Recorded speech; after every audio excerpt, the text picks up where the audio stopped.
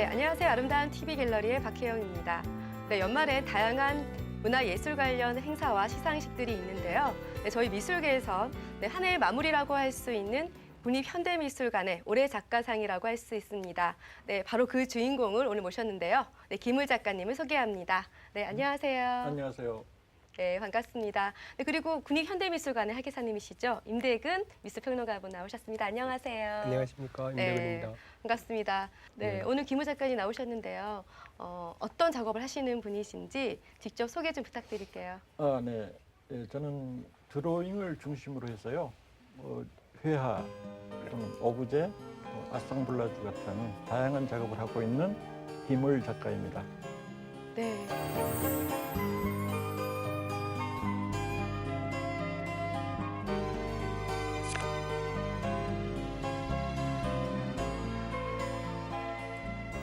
우선 그 올해 작가상을 수상하시고 지금 전시회가 열리고 있잖아요. 네네. 네, 우선 임대근 선생님한테 여쭤보고 싶어요. 올해 작가상이란 어떤 상인지.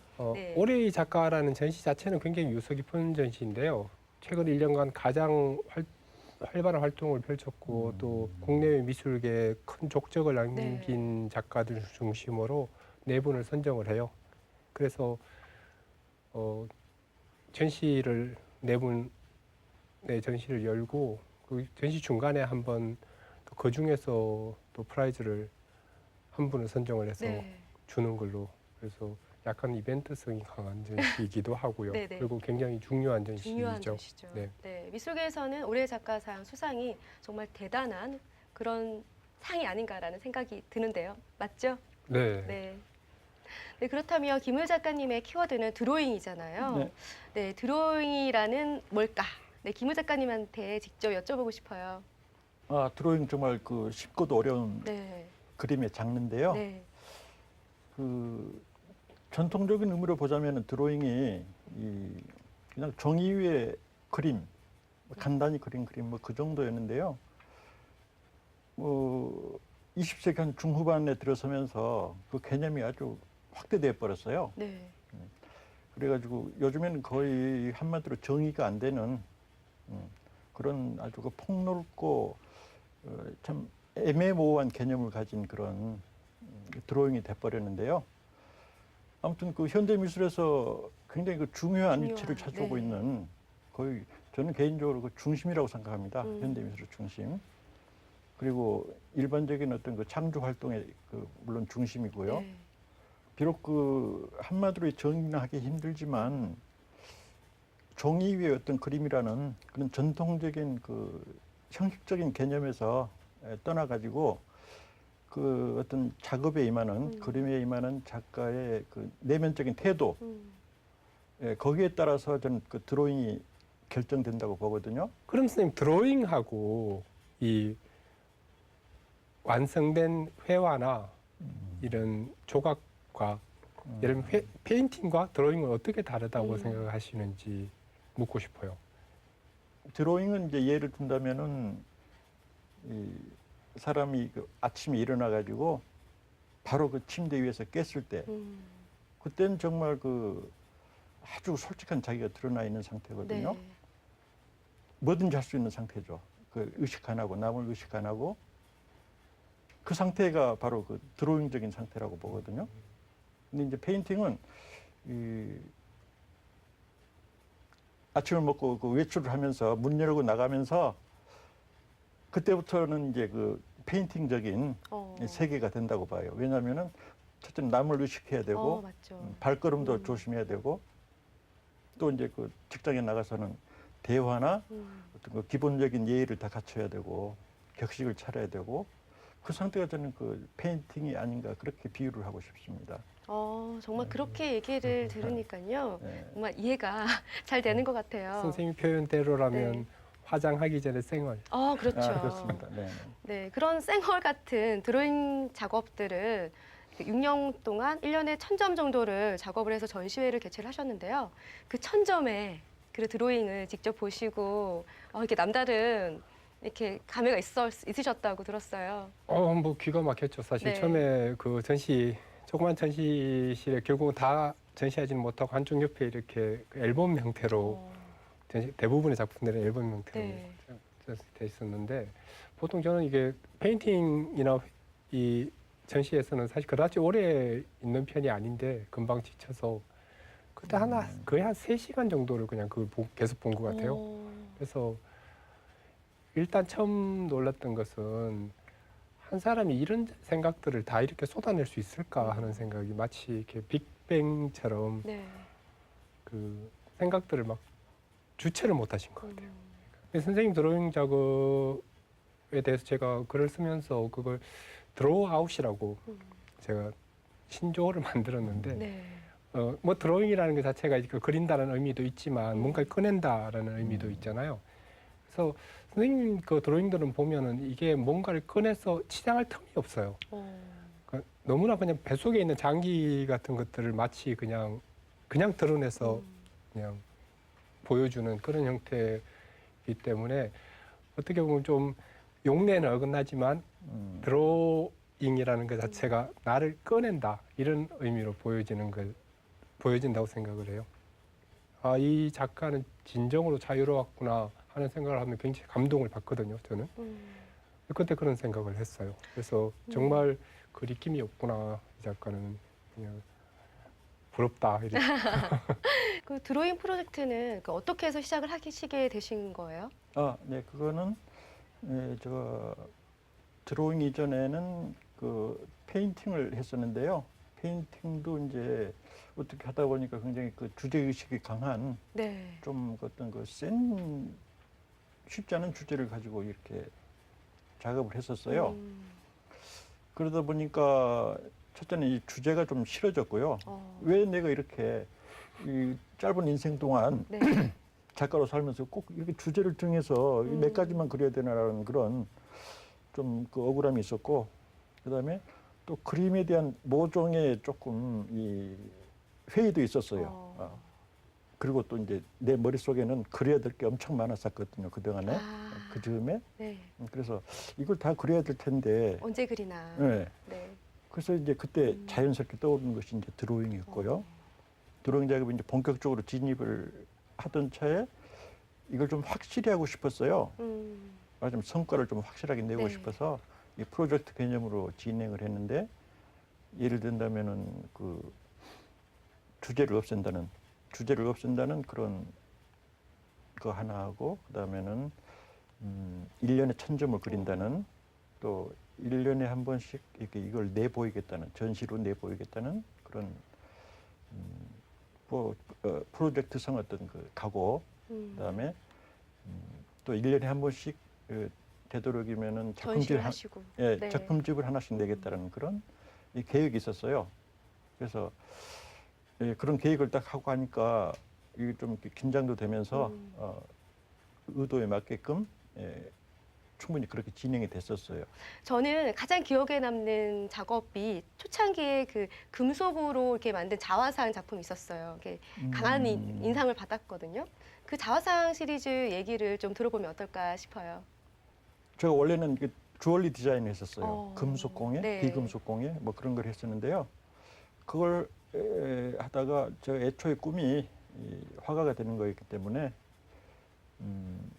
언젠가는 이걸 그 금속 공예에 손을 떼고 회화로 돌아가야겠다는 생각을 가지고 있던 차에 그게 한 86년도 정도 되는데요. 그때 이제 회화로 전향을 했어요. 그때는 정말 그 민중미술이 아주 그 광풍을 일으키면서 풍미했던 시대였어요. 근데 그 민중미술은 사실 또 저하고는 조금 이렇게 심정적으로 어떻게 보면 비겁할 수도 있는 문제인데, 그때 당시에는 그 민중미술이 선이었으니까요. 네. 이제 그 좀 그 우물쭈물하다가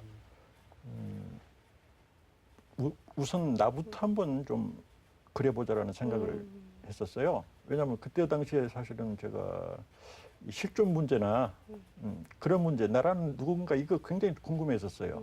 그러다 보니까 자연스럽게 이제 나를 한번 그려보자, 나로부터 출발해보자라는 그런 선택을 했던 것 같아요.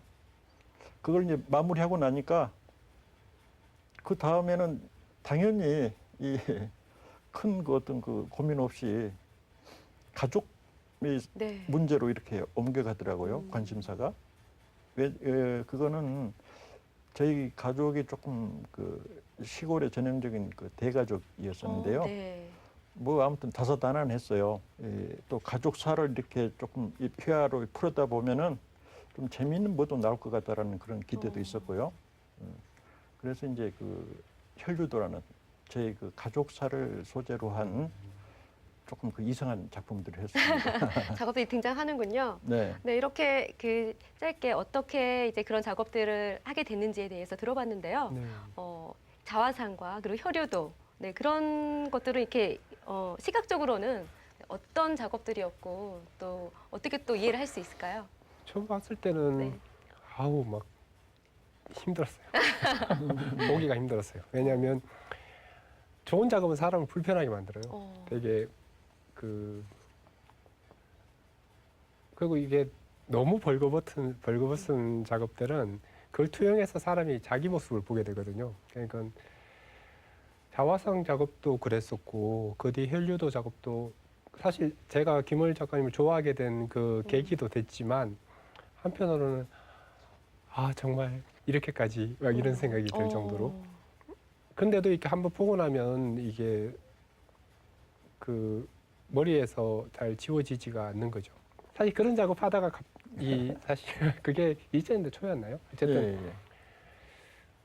어느 날 갑자기 이 드로잉으로 근데 김월 선생님을 잘 아는 사람이야 이렇게 이게 이렇게 바뀌었겠구나 생각을 하게 되는데 그렇지 않은 사람한테는 이게 뭐야 갑자기 네. 그렇게 막 어렵고 무거운 주제를 끊임없이 정말 그 소처럼 해나가다가 갑자기 이렇게 가벼워질 수 있을까 이런 생각이 들었어요. 근데 그게 또 사실 몇 년을 6년, 7년을 동안, 지나가니까 이제는 역시 그렇군요. 가볍게 보였을 뿐 네. 결국 그 안에는 아주 지겨운 기머리 있다. 맞아요. 제가 그 드로잉으로 전장을 했을 때 사람들이 이제 저 작가는 뭐 이제 끝에 다다를 것 같다라는 그런 시선 또 이 정말 그 주변에서 나를 이렇게 정말 위에서 좀 무거운 그림 좀 다시 그려보라라는 그런 충고를 상당히 많이 받았습니다. 그랬군요. 네, 근데 저는 그 뭐 제가 뭐 의지가 뭐 강한 사람도 아닌데 그냥 한번 마음 먹은 걸 저는 해야겠다라는 생각으로 그냥 그 쉽게 선택했어요. 보통 한 번 마음 먹은 거를 그냥 해야겠다고 생각하는 사람이 의지가 강한 사람이라고 우리가 얘기하죠.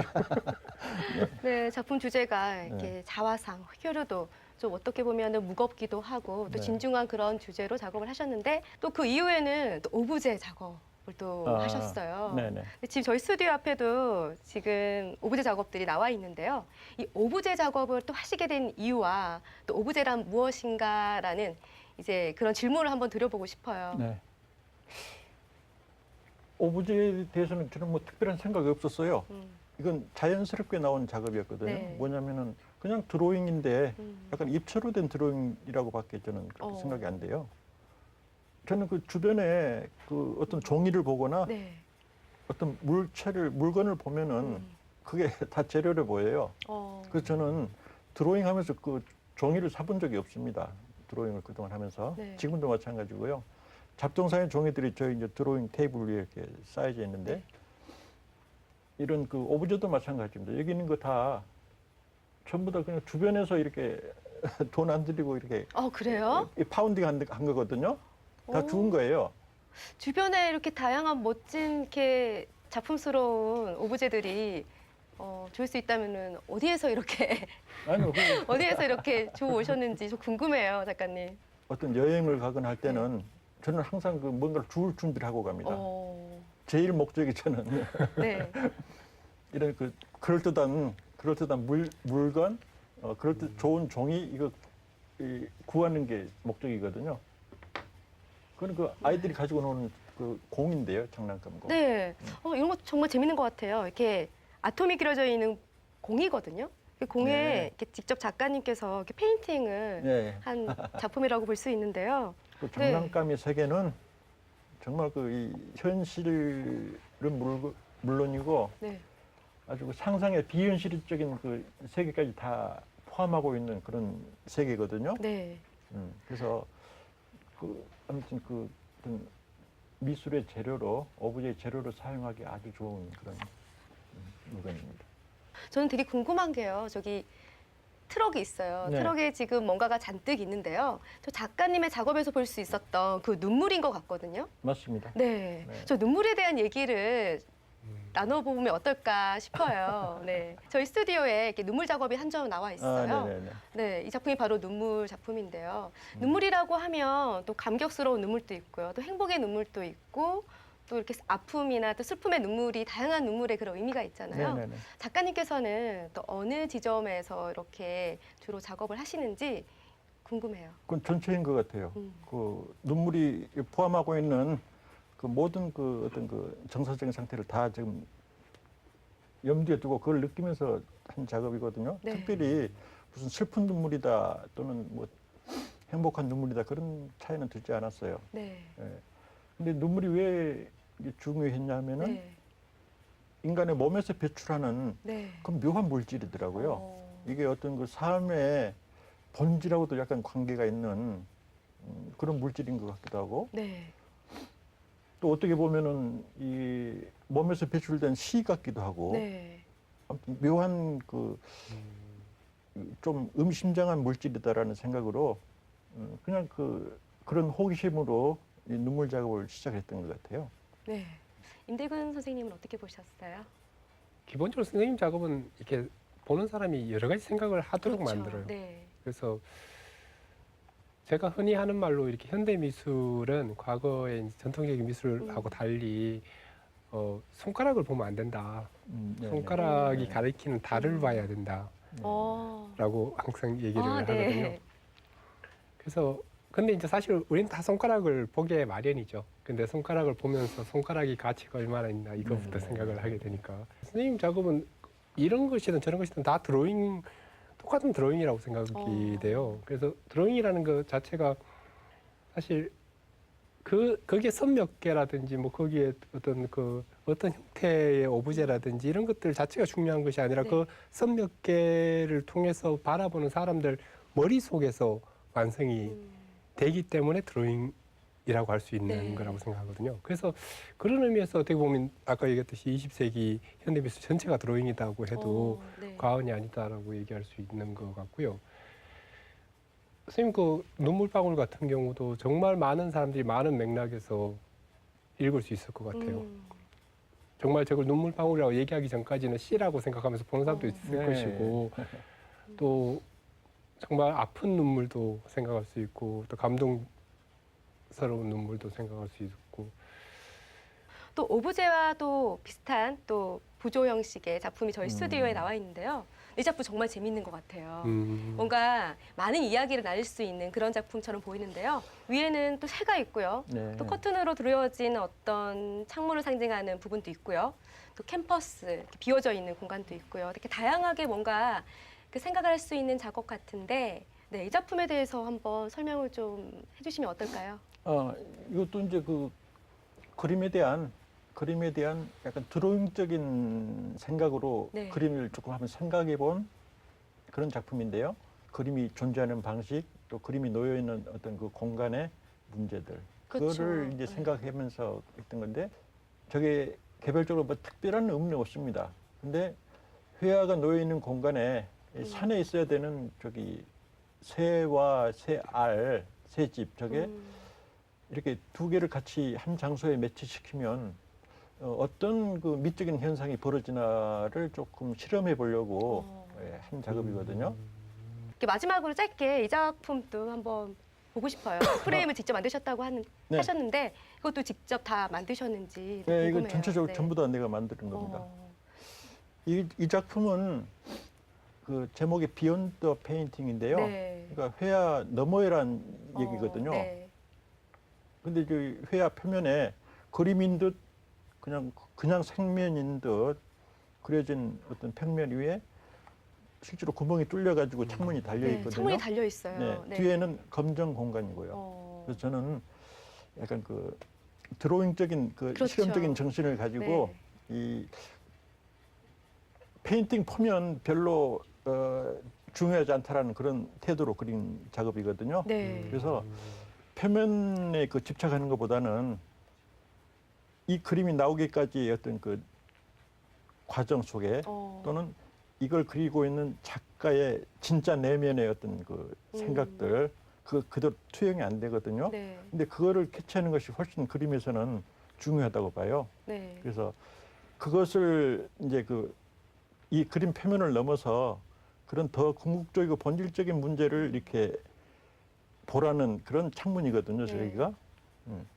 그래서 그렇게 창문을 내놓고 뒤에 어두운 공간을 차라리 봐라. 표면에 집착하지 말고 그런 취지의 그림입니다. 아, 정말 이렇게 얘기를 듣다 보니까요. 그 6년 동안 그 1년에 1000점 정도의 드로잉을 작품을 발표를 하셨잖아요. 네. 그러면서 약간 여러 가지 오브제도 하시고 그러니까 실험적으로 이렇게 다양하게 그쵸 이렇게 해와 작업도 하시고 이렇게 확장된 개념으로 계속 작업을 해가시는 것 같아서 더 새롭고 재미있는 작업들을 많이 볼 수 있는 게 아닌가라는 생각이 드는데요. 오늘 김을 작가님과 함께하고 있는데 이렇게 마지막으로 이렇게 작가님의 작품을 어떻게 바라봐야 될지 시청자 여러분들께 한 말씀 해주시면 좋을 것 같아요. 제가 개인적으로 네. 너무 좋아하는 작가라서 네, 저도 사실 너무 좋네요. 작업이요. 네. 네. 작업들은 대개 다 이 회화라는 것에 대한 아주 깊은 성찰에서 나오는 작업들이에요. 겉보기에는 굉장히 가볍고 경쾌하지만 그 경쾌함 속에는 그 정말 좀처럼 쉽게 접근하기 힘든 무거움까지도 다 숨기고 있거든요. 그래서 그런 것들을 잘 눈여겨보시는 게 좋을 것 같고요. 또 페인팅에 대해서 깊이 생각하다가 나온 그 어긋남. 예, 네. 약간 어긋나 있으면서 그 어긋남이 너무 즐거움을 주는 음. 그런 작가가 아닌가 생각합니다. 네, 그렇습니다. 오늘 함께 해주셨는데요. 이렇게 마지막으로 앞으로의 이렇게 작업 방향이라든지 또 앞으로 계획이 있으시면 한 말씀 부탁드릴게요. 네. 저도 이제 오랫동안 작업해 오면서 약간 그 힘이 좀 떨어질 찰나에 국립현대미술관에서 정말 고맙게도 저를 그 올해의 작가로 이렇게 선택해 주셔서 정말 고맙고요. 이걸 다시 바탕으로 해서 좀 더 좀 활발하게 더 재미있는 작업으로 앞으로 계속 좀 전진을 할까 합니다. 네, 그렇습니다. 네, 작가분들도 그리고 미술계에서도 인정한 올해의 작가상을 수상하신 김을 작가님과 함께했는데요. 네, 형상을 쓰지 않고 정신을 내볼 수는 없는 것인가? 네, 붉은 심장이 뛰는 소리. 형상으로 정신을 드러내기란 쉽지 않은 법. 오늘은 형상으로서 나를 그린다. 네, 김을 작가님의 인터뷰 중 한마디를 인용해 보았습니다. 네, 정신을 드러내는 일, 네, 그 쉽지 않은 일을 하는 여러 많은 미술가들을 아름다운 TV 갤러리에서는 응원하겠습니다. 네, 시청해 주셔서 고맙습니다. 저희는 다음 주 이 시간에 다시 찾아뵙도록 하겠습니다.